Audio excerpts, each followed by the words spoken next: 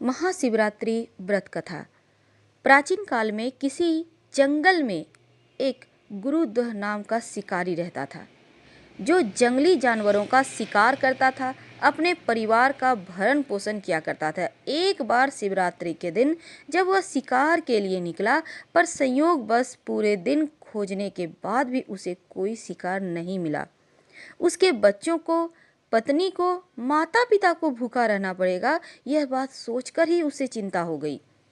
सूर्यास्त होने पर वह एक जल के जलाशय के समीप गया। वहां पर एक घाट के किनारे एक पेड़ पर थोड़ा सा जल पीने के लिए लेकर चढ़ गया, क्योंकि उसे पूरा उम्मीद था कि कोई न कोई जानवर अपनी प्यास बुझाने यहाँ पर जरूर आएगा। वह पेड़ बेलपत्र का था और उसी पेड़ के नीचे शिवलिंग भी था, जो सूखे बेलपत्रों से ढके होने के कारण दिखाई नहीं दे रहा था। रात का पहला प्रहर बीत जाने से पहले एक हिरनी वहां पर पानी पीने के लिए आई।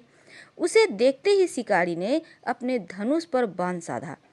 ऐसा करने में उसके हाथ के धक्के से कुछ पत्ते एवं जल की कुछ बूंदें नीचे बने शिवलिंग पर गिर गई और अनजाने में ही शिकारी की पहले प्रहर की पूजा हो गई।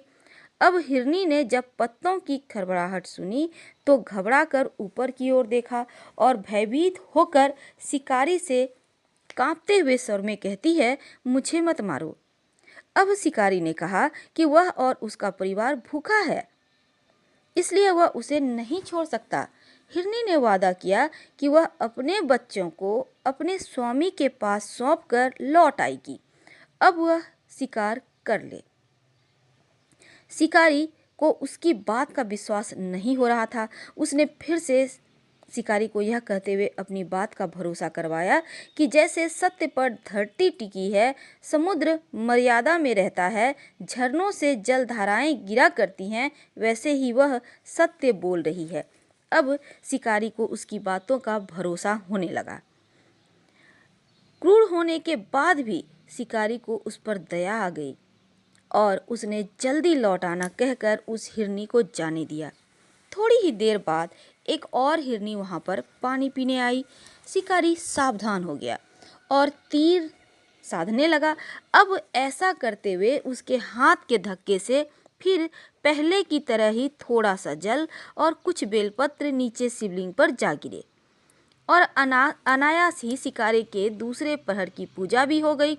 और उस हिरनी ने भी भयभीत होकर शिकारी से जीवन दान की याचना की, लेकिन उसने अस्वीकार कर देने पर हिरनी ने उसे लौट आने का वचन देते हुए कहा कि जो अपने वचन से पलट जाता है, उसका अपने जीवन में संचित पुण्य नष्ट हो जाया करता है।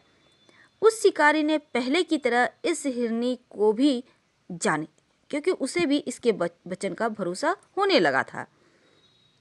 अब तो वह इसी चिंता में व्याकुल हो रहा था कि उनमें से शायद ही कोई हिरनी लौटे और वह अपने परिवार का क्या होगा।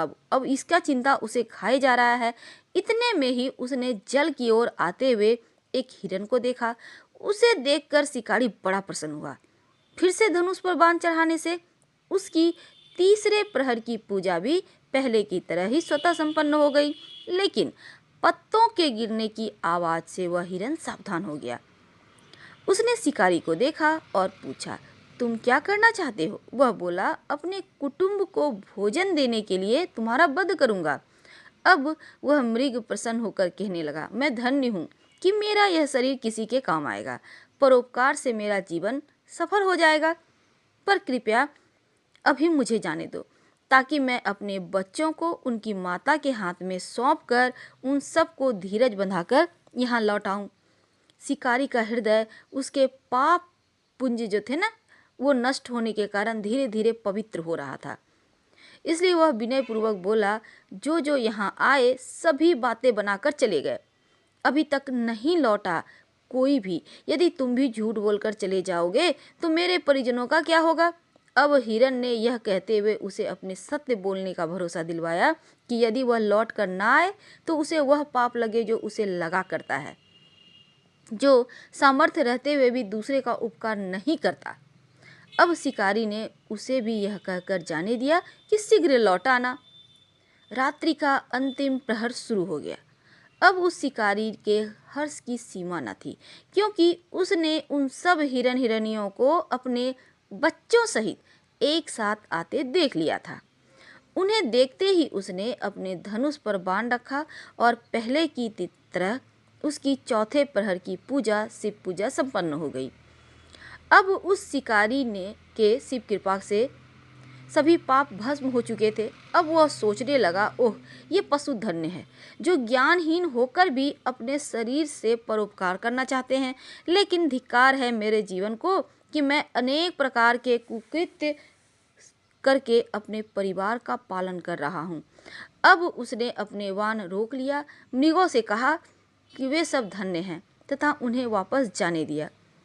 उसके ऐसा करने पर भगवान शंकर ने प्रसन्न होकर तत्काल उसे अपने दिव्य स्वरूप का दर्शन करवाया और उसे सुख समृद्धि का वरदान देकर गुह नाम प्रदान किया। भगवान श्री राम ने भी इसी गुह से मित्रता की थी। शिव जी की जटाओं में गंगा जी को धारण करने वाले, सिर पर चंद्रमा को सजाने वाले, मस्तक पर त्रिपुंड लगाने वाले, तीसरे नेत्र वाले, कंठ में कालपास, नागराज तथा रुद्राक्ष की माला से सुशोभित, हाथ में डमरू त्रिशूल हैं, जिनके और भक्तगण बड़ी श्रद्धा से जिन्हें शिवशंकर, भोले बाबा, भोलेनाथ, महादेव, भगवान आशुतोष, शंकर, उमापति, गौरी शंकर, सोमेश्वर, महाकाल, ओंकारेश्वर, वैद्यनाथ, नीलकंठ, त्रिपुरारी, सदाशिव तथा अन्य सहस्त्रों नामों से संबोधित कर जिनकी पूजा अर्चना करते हैं, ऐसे भगवान शिव एवं शिवा हम सबके चिंतन को सदा सदैव सकारात्मक बनाए रखें एवं हम सबकी मनोकामनाएं पूरी करें। हर हर महादेव।